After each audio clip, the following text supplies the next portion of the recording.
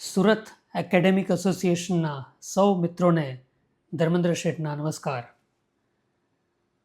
સૌપ્રથમ તો નવનિયુક્ત પ્રમુખ શ્રી અરુણભાઈ મોદી અને સેક્રેટરી લલિતભાઈ બલદાનિયાને ખૂબ ખૂબ અભિનંદન અને નવા વર્ષમાં તમે ખૂબ જ સારા કાર્યક્રમો કરો એવી શુભેચ્છા.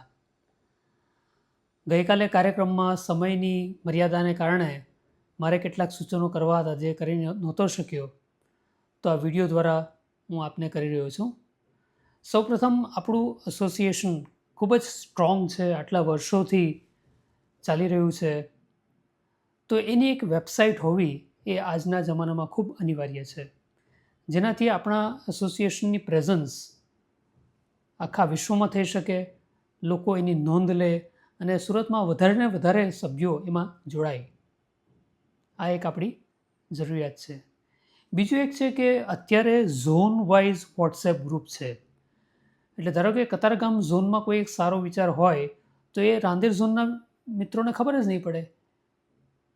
જેવી રીતે રાંદેર ઝોનનો કોઈ હોય કે સેન્ટ્રલ ઝોનનો કોઈ સારો સમાચાર હોય કે કોઈ પણ સારો સંદેશો એ વરાછા ઝોનમાં જઈ જ નહીં શકે. તો એના માટે આપણે આખા સુરત માટે એક કોમન વોટ્સએપ ગ્રુપ હોવું સભ્યો માટેનું એ પણ બહુ અનિવાર્ય છે, જેનાથી મિત્ર ભાવના વધારે ને વધારે વધશે. અને એડમિન તો હોય જ છે કંટ્રોલ રાખવા માટે. ધારો કે કોઈ અયોગ્ય મેસેજીસ થઈ જતા હોય તો એડમિન એને ડિલીટ કરી શકે છે. ત્રીજી એક આપણી જરૂરિયાત છે કે મેમ્બરશિપ ડ્રાઈવ.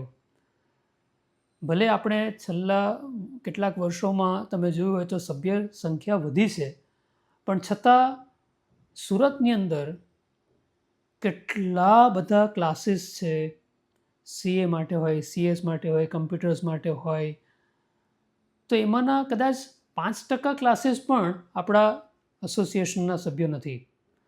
તો અત્યારે જેટલા પણ સભ્યો હોય, જો દરેક સભ્ય પોતાની સાથે એકમાત્ર નવો સભ્ય લઈને આવે તો પણ આપણી સભ્ય સંખ્યા ડબલ થઈ શકે. There is always strength in numbers as they સે. અને સૌથી છેલ્લું, લાસ્ટ બટ નોટ લીસ્ટ, બહુ જ અગત્યની વાત કે આપણા એસોસિએશનનું નામ છે સુરત એકેડેમિક એસોસિએશન. તો એમાં મુખ્યત્વે જે એકેડેમિક શૈક્ષણિક પ્રવૃત્તિઓ થવી જોઈએ તે હજુ થતી નથી અથવા બહુ ઓછી થાય છે. તો હું એક સૂચન કરું છું નવી બોડીને કે જો શક્ય હોય તો વધારે ને વધારે શૈક્ષણિક કાર્યક્રમો આ વર્ષમાં કરે, અને જ્યાં પણ અમારા સહયોગની જરૂર હોય તો પ્લીઝ અમને જણાવજો અને અમને ખૂબ જ આનંદ થશે આ કાર્યમાં કંઈક મદદરૂપ થવામાં. નમસ્કાર.